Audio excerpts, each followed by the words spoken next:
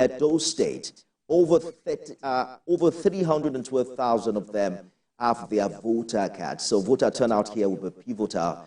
That's if we have the numbers. Recall that in the last election, less than 30% of people actually turn up for the vote. In Oredo, there are 357,371 registered voters. It's also a significant chunk of Edo South electorate. By the way, Edo South, you know by now, has the largest number of voters in this election.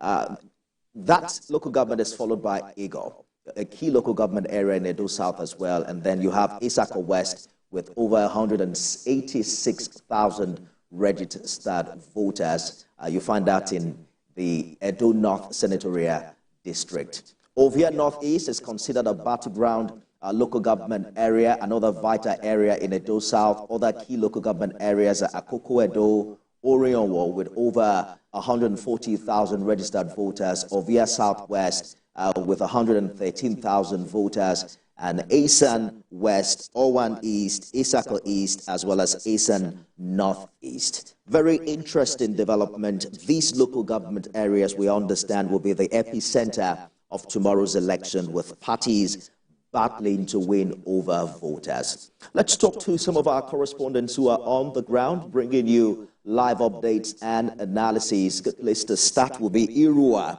where Theophilus Elema is standing by. We understand, Theophilus, that INEC began distributing sensitive and non-sensitive materials to the 10 wards in Irua. Walk us through that process and how stakeholders are reacting to it.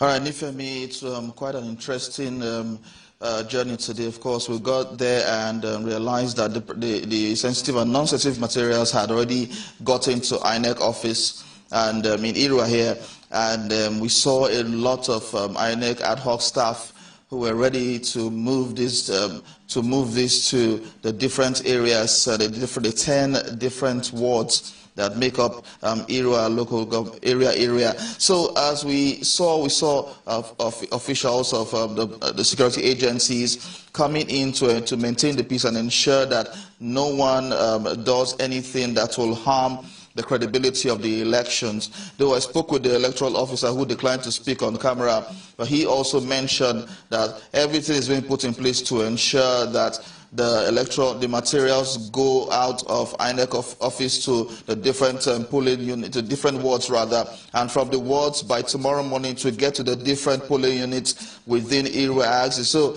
this calls for seamless transfer of these goods because they are in a hurry to ensure that this process goes on well and goes on smoothly. Of course, we also saw some of the officials even fueling the generators that will move to the different polling units within Irua axis. So that's how serious they have been with the situation. Every of the generators we saw had full tanks there so that there will be no complaint. All the supervisory polling officers that were there were checking carefully their materials to ensure that what they have gotten is what is needed there, and we hope that there will not be any trouble or any mistake when we get to the polls tomorrow. Theophilus, how accessible are these polling units in Irua? What is INEC saying about transportation and other logistics?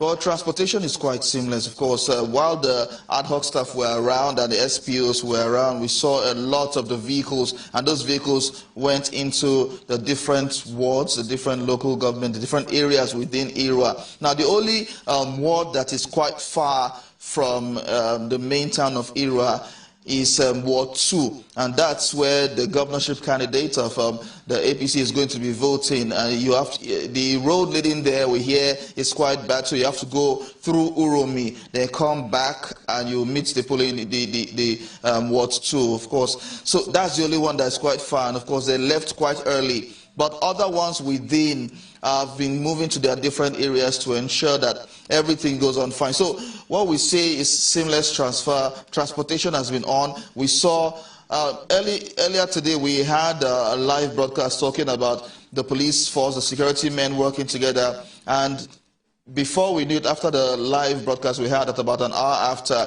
more detachment of police officers, soldiers, and everyone were around. Even the road safety officials were around. The officials of National Security and Civil Defense Corps were all around. That's to show you how the synergy between all the security outfits in the nation and how seamlessly they are working together to ensure that this goes on fine. Well, fellas, we're counting on that, and we're looking forward to how much impact that we have on a seamless exercise tomorrow. Theophilus Elama live for us in Irua, Edo State. Let's turn now to Ewohimi. Ewohimi is in Asan Southeast. That's in Edo Central Senatorial District, where Ikena Amechi is standing by. Ikena, did you also witness the distribution of sensitive and non-sensitive materials to the wards in your areas in the local government where you are? What has happened thus far?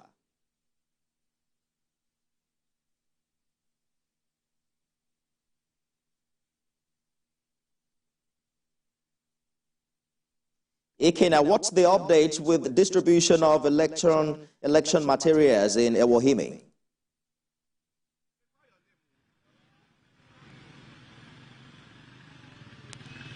All right, Nifemi, the update here at the moment, I am at Ihohime, or in Asan, southeast of Edo Central Senatorial District. And of course, it's one of the places we have a candidate that is coming from here. And the whole place, since it's a rural area, people are arriving the town in their drove. And as I speak to you now, Nifemi, buses are just arriving with a number of people, supporters of different political parties. Perhaps they are voters, and they are coming to, if I will assume, exercise their franchise tomorrow, which is the election day. So here it has been a very busy day going around some of the local government that make up this senatorial district. There are 5 local governments that make up this senatorial district, and anywhere I reach, anywhere we got to, it has been people outpour of wanting, willingness to come out tomorrow to cast their votes. And from the expectation and from those who have collected their PVCs from this local government, we are expecting that they will come out in their numbers to exercise their franchise for the candidate of their choice. And of course, it's a very good battleground for some of the leading candidates in this contentious election in Edo State. And we are keeping our fingers crossed and hoping that all will go well. We have actually, recovered from yesterday's shock, whereby our crew was attacked by some political supporter, political party supporter, and we are geared up, ready to go for tomorrow election. And it seems the people are as well, because they are returning from their places of from their different local governments. Glad to hear that you have recovered from that attack, Ikena. But 35,000 police personnel were dispatched for this exercise. Can you see any of them where you are?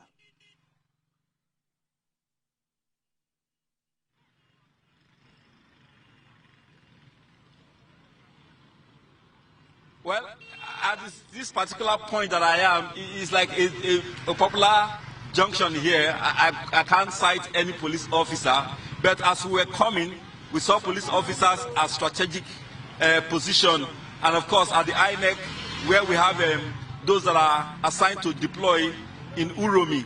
We saw a lot of police officers waiting for the deployments to join the INEC ad hoc staff and INEC staff to the place of to the wards and units for the elections tomorrow. But I can say that so far it has been peaceful. There has not been any incident that will warrant to have insecurity or to have safety of anyone or anybody compromised. But we are still watching, and we are still looking, be cautious of the fact that this election is very a contentious one. From what happened to us yesterday, we are actually experienced enough to know that we should expect anything, and we are watchful. Nifemi. Well, counting on that and looking forward to a peaceful Paul Ikenamechi live for us in Ewohimi. We have other correspondents across strategic areas in Edo State covering this exercise for us. I'll be talking to Sarah Yeku, who is in Auchi. Auchi is in Edo North, another very important area for this election. We'll take a short break and we'll be right back talking to stakeholders in the Edo governorship elections. Stay with us, everyone.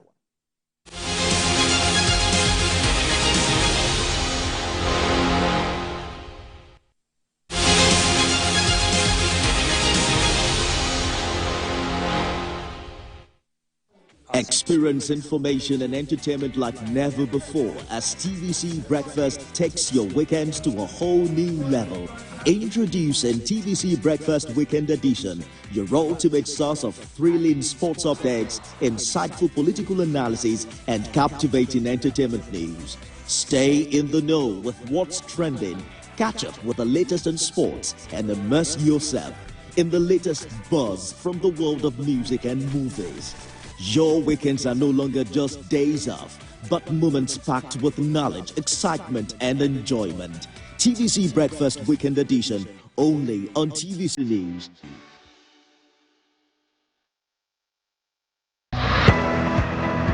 Business lives on the fast track of numbers. Business is a strange world where low numbers mean something different. And its currency are speed and time. Finding the open doors of Main Street is not just good business, it's the start of the business. Join us every weekend on Business Week.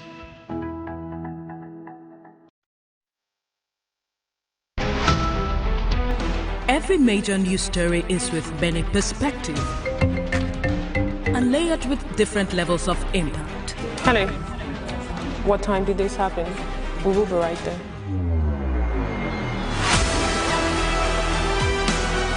At TVC News, we follow the big and major news, gathering the facts, witnessing the outcome. I am here live at the aftermath of the approval of the new national minimum wage. We are TV station of the year, not just for breaking news, but for being first, fair and accurate. TVC News, first with breaking news.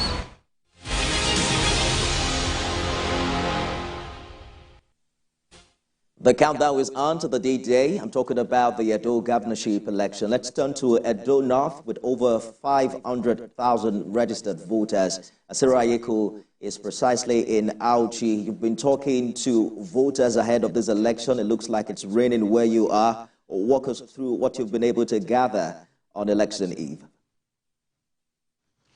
It's pretty interesting that, the countdown is on. Election is on Saturday. And, of course, just like we talked about yesterday, the weather condition here in Edo State, it's pretty dicey. So we're expecting that there will be light showers on election day. And so for today, we've seen INEC officials from the headquarters of Isako West local government, that's Auchi, where I am at. They've distributed sensitive and non-sensitive materials to the various registration areas, that's to the wards. Hopefully by election time tomorrow morning, these election materials will get to the 322 polling units that we're expecting to see across the local government. And so you know that this local government, of course, eyes are on this local government, and just like you wrote earlier, this local government is one of the swing regions, for this election. It can influence the possible outcome, for this election.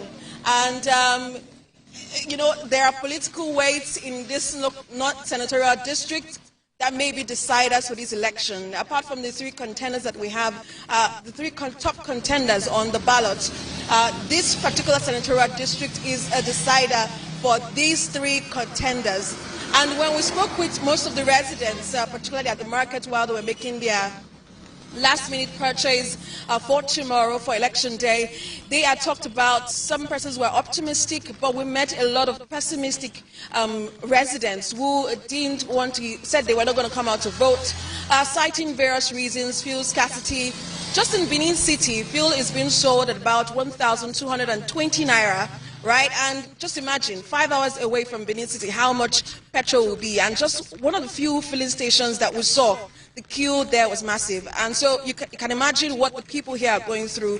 Someone said he bought a bag of rice for 110,000 naira. So they feel that the economic situation, the fuel scarcity, the high cost of living, like there's nothing to come out for. And even when I tried encouraging them to come out and vote for the next governor of the state, they feel that they've lost confidence, in the leadership, in those who they eventually elect. And so while some persons are pessimistic, we're hoping that tonight, with the door-to-door campaigns from the various political parties, they can actually sway the minds of the electorate. Well, let's hope that those you spoke with are in the minority. I'm sure that all the stakeholders are counting on an improvement in voter turnout from the last election, which was well below 30%. But yesterday when we spoke, Sarah, you talked about bad roads and, you've also talked about the weather. Did you raise these concerns with INEC officials? What's their plan with logistics to be able to navigate these conditions? Interestingly, the INEC official we got at this local government was not really receptive. So it was like, I can't speak with you. And we were like, we're from TVC. We just want to get information about distribution and all of that stuff. And it wasn't really receptive to us. So we just left him. And then something concerning that we saw at the INEC office here in the local government was there were some guys, sitting across the INEC office and just watching anyone who goes in. They are even questioning those who go into the INEC office. They are not security operatives whatsoever. And they were even asking us, telling us where to park, where not to park. They said they just wanted to be seeing the INEC office for themselves. So that's the heightened tension is there. The tension is there. Even though the police have said that they will try to douse that tension. Here in the local government, they've deployed about 1,000 police officers. That's aside the sister agencies that will be coming to assist the police officers in this electoral process. So they've deployed 1,000 to the 5 divisions in this local government. And hopefully, when election day comes, that number would speak volumes and it will speak peace, credible and fair election.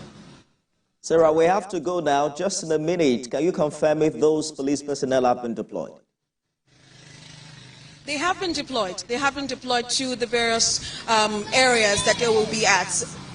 Of course, they would have gone along with the election materials that would have been dispersed at the INEC office. Sarah, you go live for us in Auchi. Auchi is in Edo North Senatorial District. Keep safe, Sarah. We're back with you when you have more updates for us. Let's talk about concerns around security ahead of this election. I'm joined by ACP Muyiwa Adejobi, who is the first public relations officer. Thank you for joining us on the program. You mentioned that the IGP has announced comprehensive security measures ahead of this election. Precisely how do these measures intend to prevent electoral violence and ensure public safety during and after the exercise? Well, thank you, Nick. Good evening. Good evening, observers. We can always say that every election is a process. It's not a great thing. The process has been on for a very long time. The police has taken the bull by the horn to make sure we carry out threat analysis in those states, and this forms the basis for our deployment to various places to make sure we have a very good and perfect electoral process in those states. Our deployment is to take care of so many things. One, to escort and guide electoral materials, to protect the INEC officials, accredited observers, both international and domestic observers, to protect all critical facilities, polling units, including, and of course, collation centers. Our deployment, again, is to take care of so many areas, considering the location of those states, covering about three states, including the riverine areas and the waterways. We have done deployment to take care of certain areas based on our threat analysis, where we have noticed that we may likely have some political issues. We have good, appreciable number of deployment done in these areas. So, our intelligence has shown us so many things. which of course I'm not expected to be rolling out some of those things on here now. But with what we have and with our deployment, we are okay and we are good to go. And of course, our deployment it can be reviewed. Whether we have so number of personnel in a particular place, we can still review to increase where necessary. So whatever we are doing now is not constant, it's not permanent, it's subject to review and proper appraisal for necessary steps to be taken. ACP Adejobi, there are concerns about potential security threats from federal might and external forces. Talk to us about how committed the police force is against being engaged in this regard. I don't understand what you mean by federal might. In this context, it's a relative term. But whatever meaning you want to give to it, Edo State is part of the Federal Republic of Nigeria. So Edo State is to enjoy federal might. So I wouldn't know the federal might you mean. But whatever it is, the federal government is interested. I'm sure you're aware that the president made a release today, calling for calm, calling for civility. So the president, as the father of the nation, has made it clear that we want peace in Edo State. So I wouldn't understand the word or the phrase federal power, federal might. We have come, and like the IGP said, that the police as an agency, the responsible institution that has been empowered by the electoral heart to carry out certain obligations and responsibilities. This we will carry out with utmost sense of excellence, professionalism, and impartiality. So whatever federal government is bringing in is to support the system, to support the process, to make sure we have free, fair, and credible elections in Edo State. So all of us who belong to this country, whether you belong to one party or the other, you are part of this government and you are to enjoy the so-called federal power of federal might. Not to oppress anybody. You are going to see that you have made adequate deployment to cater for all of this. Don't forget, because you are managing this election doesn't mean we are going to abandon our primary and statutory assignment of protection of lives and property. Patrols are ongoing. Foot patrols are ongoing. We still need to make sure that we protect our highways against the antics of these highway robbers and the like. So we have come to make sure we police Edo, we police this electoral process, and make sure there's peace in Edo State. The IGP has implemented ban on all security aids and escorts accompanying VIPs to polling booths and collation centers. Does this apply to elected officials and appointees of government? Yes, as a normal practice, what we do is we don't want any VIP, whether you are entitled to have police guards, escorts or not. We don't want any VIP to go out on election day and intimidate voters. We don't expect any elected officials to go out with any of a large number of security aids. We always talk to our governors, ministers, prominent Nigerians to always reduce the number of aids they want to go with. But for now, IGP has said it that no VIP is expected to go out with his security guards or aids. The security arrangement we have is to protect everybody. We are not, during this election, we are not going to protect individuals, but to protect the system.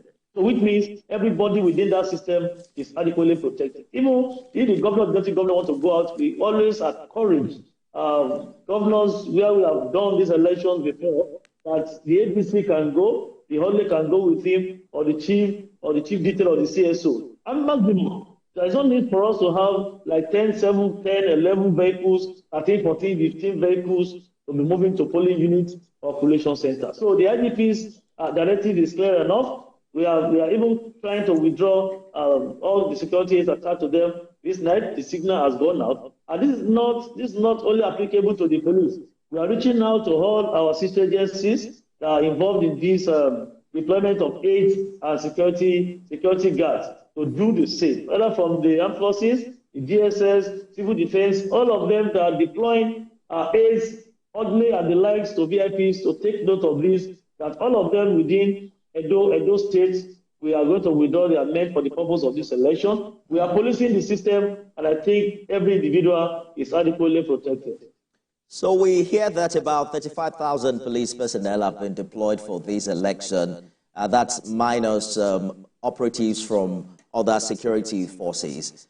But talk to us about the rule of engagement of these officers in securing voting centers, particularly high-risk areas, because usually you find a single policeman per polling unit, and they're usually not armed. Yes, they won't be harmed because that's what the law says. But we have made arrangement to make sure we give buffer and we give cover to them, those operatives that will be at the polling unit. We have done it in such a way that at least you are going to see a policeman at the polling unit to be assisted by other security agencies. And we have made it easier that all security agents that will be involved, they have been deployed per local government, per polling unit. And they have gone to report to the area commanders or their DPOs. All of them are expected to hand over their deployments, the list, to the DPO or the area commander, who will do further deployments and conveyance to polling units accordingly. We have done this, and we hope that the security arrangement, don't forget we have restriction order from 6 a.m. to 6 p.m. The military, so police, mobile men, and others, and road safety will help us to enforce this. We want to enforce this because we believe if you have proper restriction of movement, we are almost 80% successful to the electoral process. So this is very, very important and very, very key. We have done another patrol involving mobile men, civil defense, and others that are armed. These armed patrol men will always give support to the officers or armed officers at the polling units. So our deployments and our strategies, and there are so many other things we have done that I would not reveal on here now. But with what we have on ground, every time we improve on our deployment, we improve our strategies to manage election like this. So we have certain innovations we have put in place. And don't forget, we have dress code. We have dress codes. We have the way we are going to turn out so that we'll be able to detect if you have any fake policeman or fake security operatives. We had a meeting today. We have made arrangements. We have plans, and we have our strategies in place to make sure we checkmate certain SSCs and put things in the right perspective. So it sounds like we're expecting police presence in all of the 4,515 or 519 polling units tomorrow. That is the arrangement. Yes, but I just wanted to shed, I'd like you to shed more light as to how they're expected to engage in cases of malpractice, electoral violence, and vote buying. Let me start with the issue of vote buying. Vote buying is like a silent crime. I don't know if anybody is going to face something on his head, and please come and buy votes, or I want to sell PVC. So it's something that we need to have covert operation on that, and that's why you see that EFCC and other anti-graft agencies have been incorporated to the ISIS, that is ISIS, Interagency Consultative Committee on Election Security. They are part of our meeting. They are to go because they don't wear uniform. They are to go on that, carry out undercover operations to curb that. Why we do advocacy to enlighten members of the public, and that's why the civil society organizations have been involved to make sure they educate electorates not to sell their rights and not to sell their PVC or to canvass for votes. And we have told candidates and their opponents not to canvass for votes during the election. Vote buying is not something you do in a day. Before now, so many must have been influenced to vote for them. Many must have done so many things. So it's not what we go to tackle per se on election day, but it's a very dicey thing that nobody will come out to say, I want to buy votes or I want to sell votes. However, we have our first intelligence operatives that have been on ground. They are going to work with AFCC and SDPC to see how we can curb the issue of vote buying into BRS minimum. So and of course the ability of our operatives to go after certain offenses. Don't forget the electoral act is clear enough about it. We need to work with INEC to actually determine whether somebody has committed this offense or not. In as much as we know that we have the power to arrest, but when it comes to election security management, INEC plays that prominent role where we just give support. So our men have been trained, our INEC officials have been trained. They know how to handle any infractions or violations of the electoral act while the polls are on. So they have done that, and they are going to work hand in hand to see how they manage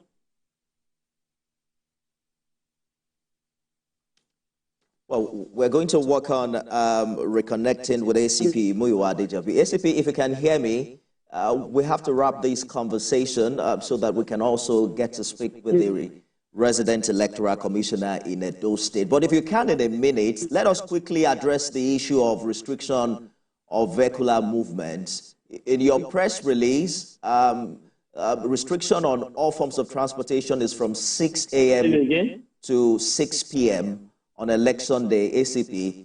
Apart from those on essential duties, are there exemptions to these restrictions in cases of emergency? And can people still enter Edo just before 6 a.m.? Well, I think that we have to continue that conversation with ACP Adejobi subsequently. We're going to take a short break now, and I'll be joined by the resident electoral commissioner in Edo State as we probe further into our next preparation ahead of the exercise tomorrow. Stay with us, everyone.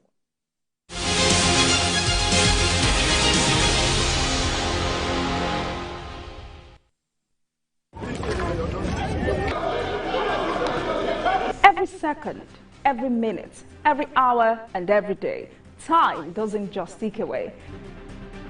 It's a countdown to political decisions that shape our world. This country must move. Imagine the impact these decisions have on our lives. Some are consequential, others may leave us intrigued or baffled. You will have no better friend and partner than Nigeria. Step in and feel the frenzy like never before.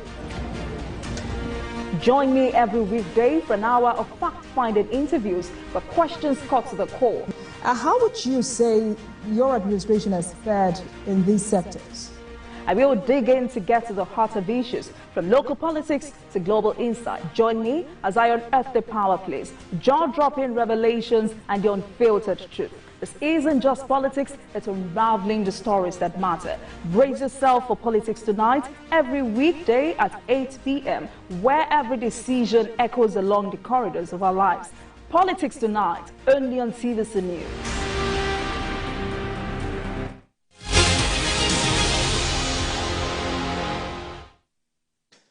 It's Edo Decide 2024. We're counting down to the day tomorrow. ACP Muyiwa Adejobi, thank you so much for sharing with us. We're going to constantly connect with you for more updates as to the policing work ahead of this exercise. Thank you so much for your time. Let's turn our attention now very quickly to the resident electoral commissioner in Edo State, Mr. Anugum Onoha. Thank you for joining us on the program this evening. Let's begin with INEC's readiness ahead of this election. Is the commission on track with its schedule?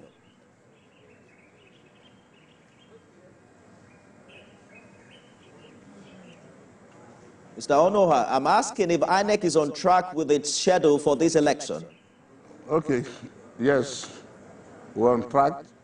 You will recall that on the 26th day of September 2023, INEC published timetable and schedule of activities for the Edo governorship election. In that schedule, we had 13 of them, and we have executed 12 seamlessly, the remaining one, and that one will be done tomorrow. On our part, we have done trainings to equip our staff, adult staff. We have done training for electoral officers. We have done training for an engagement for the people with disability so that nobody will be left alone. We want to conduct all-inclusive election. We've had meetings with the security agencies, and they promise us that they will be professional in their duty. On our part, we have also received material from the central bank, sensitive material. Before we did that, we invited all the political parties to inspect with us. So we had a joint inspection of the with the political parties and the security agents. We opened it before them, and they were happy They were happy with us that this time around, this election would be transparent. And all we did was to invite them again when we were distributing the material to the various local governments yesterday. And we have successfully distributed all the sensitive materials to the various local governments. Today, we started distributing it to the RAC Center. And the philosophy behind the RAC Center is that they are closer to the polling unit, so that by 8:30 tomorrow, we shall start. 8:30 tomorrow, we shall start. So the distribution of sensitive material to the various RAC centers are still ongoing. All right. Mr. Onoha, how is INEC addressing concerns about bad roads and weather conditions that can potentially affect logistics and voting time? Some of our reporters are saying it took them about 5 hours to reach some places, especially within Edo North. I don't want to talk about roads now, but we have made contingency plan where vehicle cannot access. We will use a motorcycle to go to that place. We have also hired speedboats for the riverine areas with life jackets. So you seem assured and confident that election materials will be deployed promptly to facilitate early voting tomorrow? Yes, I have told you. I told you that is the philosophy behind the RAC Center and Super RAC Center. They are closer. If we succeed in distributing the materials from the local government to the various RAC Centers, then it's as good to go. So we rest assured. How are you? Tomorrow, yes? Please go ahead, Mr. Onoha. So we rest assured that if you go there 8:30 tomorrow, you can vote. And the assurance we are giving you is that their vote we can't. Because our duty here is to implement the vision and the mandate of the commission.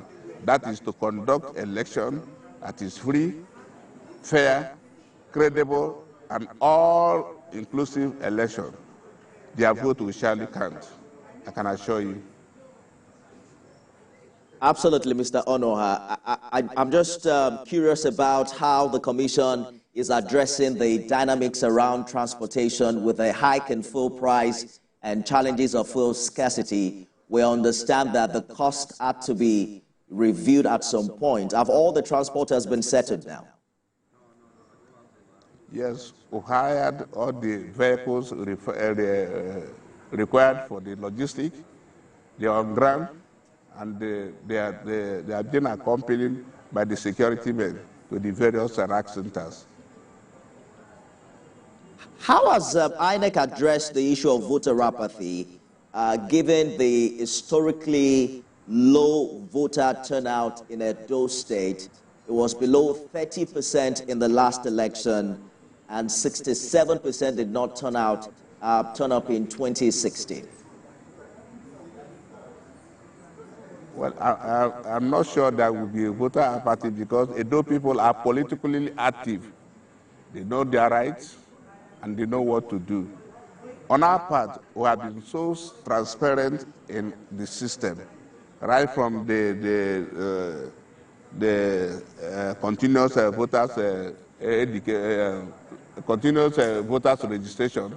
INEC has been transparent, and the people of Edo State came out en masse to register for the exercise.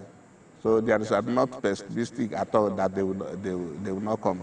I'm positive that they will come because the Edo people are educated and enlightened. Well, the PVC collection is at about 85%. We're hoping that will impact on voter turnout. You are talking about INEC's collaboration. It's a serious indicator that the people of Edo State will come out in mass to vote for the people of their choice, the candidate of their choice, and the party of their choice. Our advice is that they should come out and vote, and that their vote will surely count. Let us get down to the business of electoral process and procedures tomorrow. Will the bimodal voter accreditation system be used in all polling units? Are there alternatives to beavers in this election? And are officials adequately trained? There's no incident form. We shall use the beaver tomorrow. No incident form. No alternative to that. We've had issues with power. You get to the polling units.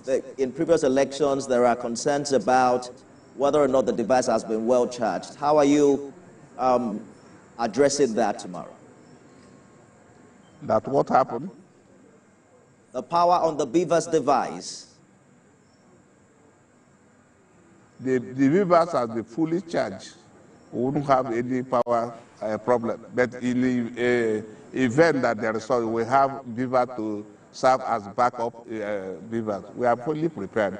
You should be aware that this election is off-cycle election, and INEC is one. So we have sufficient beavers for this election. So there are 18 local government areas in this election. There are riverine areas as well. What are INEC's plans for collation? What do you envisage? Do you think we're going to start collation on Saturday night? What is your projection in this regard? Well, it depends when the election, on our own, the election is supposed to end at 3 o'clock. But if there are people still on the land, we will make sure those people finish their voting before we end. And after that, we can now upload the results. What form of collaboration? 6, local government. Yes, please go ahead. We have 6 riverine local governments, and we have made adequate provision. I told you when I started that we have made provision for speedboats to handle them, and the police and the naval officers, they have promised us that they will escort the material to their destination. What form of collaboration does the Commission have with security operatives as it concerns issues with vote buying and electoral violence? Well, the issue of vote buying should be handled by EFCC and the IPC. So INEC cannot do their work. All we can do, if we have told our staff, if they see anybody doing that vote buying, they should put it in their incident report and give it to us. But I believe that their agents are there, and their agents should not allow that to happen. Absolutely. We're counting on that. Mr. Onua, I was just hoping that you would take some time to respond to the issues raised by some political parties about allegations surrounding your affiliation with a political party. INEC already responded in affirmation in supporting your position as resident electoral commissioner. But how are you reacting to those concerns that were raised prior to this? What is the allegation first? Well, it talks about they alleged your affiliation with a particular political actor, that you are affiliated by blood and you had served at a time under his administration. People should have respect for the rule of law. People should have respect for the Constitution of the Federal Republic of Nigeria. Yes, the Minister of Federal Capital Territory is my cousin. I don't deny it. Does it mean that because he's a minister, I am not entitled to have any political appointment? Am I not a Nigerian? So because he's the minister, I'm not qualified. What we should think, we should grow out of that area. What we should be thinking is the person qualified? Does he have the capacity to do the job? Is it experience? Does he have the courage? Does he have the character to do the job? And not because he's the minister's cousin. I think we should grow above that, and that is what is keeping this country back. They should look at the person's pedigree. I'm coming from the university community. I'm an associate professor of law. So it's not as if I'm not a politician. I'm coming from the university. So what are they saying? Just the only offense I've committed in Odo is that the minister is my cousin. I have challenged the parties.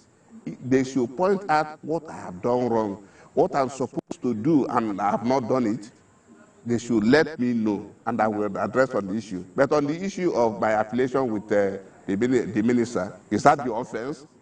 Because it's a minister, I'm not a Nigerian. Because a minister, even when I'm qualified, I should not be given an appointment. Is there anybody that has been appointed in this country that wrote exam for it? Is there anybody? People should disassociate themselves from such reasoning. It is mundane. It is mundane, and that is why we are saying where we are. Nobody talks about competence. Nobody talks about the character of the person. Can he do this job? Does he have the capacity to do that? Let me also remind them on the issue who should do the work. What they are saying is not correct. I was screened by the Senate, and the Senate found me worthy. None of them raised this issue. I have said in Edo since last year till now, nobody. I have had several meetings with the political parties.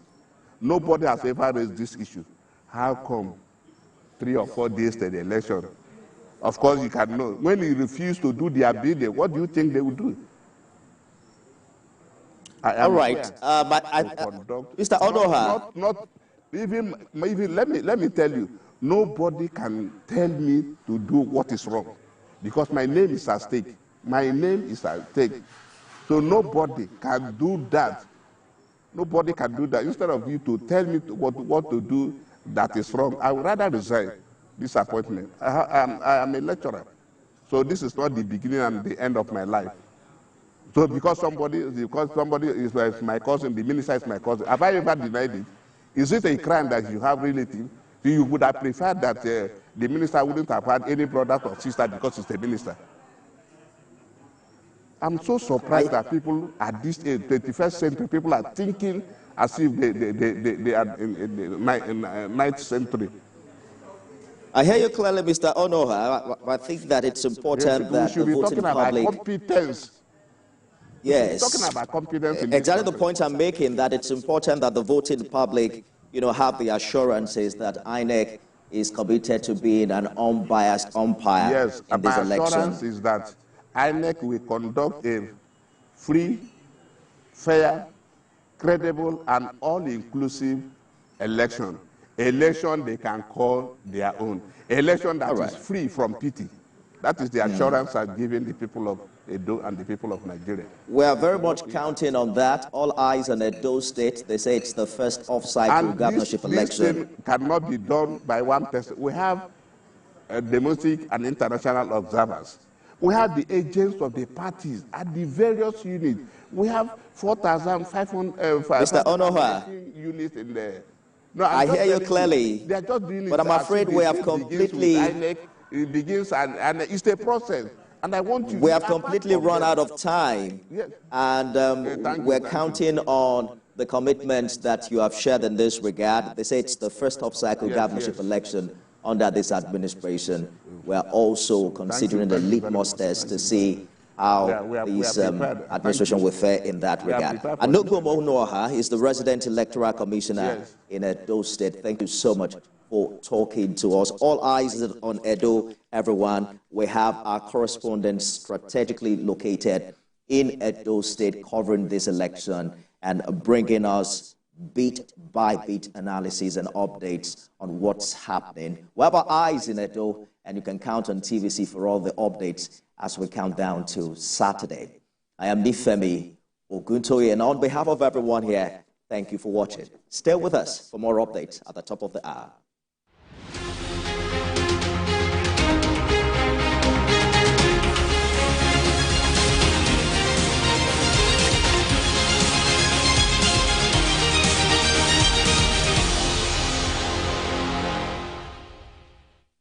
over 2 decades, he has remained consistent and incredibly funny. No wonder he is called the Comedy Berlusconi. Raise up for one of Africa's biggest comedy brands. It's Gordon, the Comedy Berlusconi live in Lagos. He's underestimated. Also performing AY, Acapella, Kenny Black, Akbararo, Mr. Paul, Rinze Baba, MC Monica, Osh Bebe, Chooks the General, Will Mouth, Prince Will, and a surprise musical act. Date is Sunday, 22nd September. Venue, the Balmoral Hall, Federal Palace Hotel, VI Lagos. Time 6 p.m. Tickets regular 5K, VIP 20K, Gold table 1 million naira, Premium table 2 million naira. Go get your tickets online at nairabox.com and reatickets.com, grandtickets.ng. You can also get your tickets at all Blanco supermarkets, all Evano supermarkets across Lagos. For inquiries and table reservations, please call 0703-131-9794. Gordon's the Berlusconi live in Lagos is supported by Delta State Government, Glow, Zoe's Kitchen, Anko Insurance, X-Pro Gas, GMH Luxury, Moody Africa. Powered by Waiting You Need and packaged by Spy Global Entertainment. Media partner, TVC. The following is a paid presentation by ShopX TV. Tired of pans that scratch and stick? Or cookware that takes up valuable space in your kitchen? Introducing ShopX Gotham Hammered Copper Collection, the perfect cookware to upgrade your cooking experience. The Gotham Hammered Copper Collection features a super durable ultra non-stick surface. Eggs stick to other pans, but with the Hammered Copper Collection, they slide right out. Incredible! It's oven safe up to 500 degrees. Any recipe can be made in these pans, and then it wipes clean with ease. Make mouth-watering jollof rice or even fluffy pounder with ease, because nothing sticks. I needed a cookware to keep up with me. The Gotham Hammered Collection has been a game changer. No more burnt meals or hours spent scrubbing pots.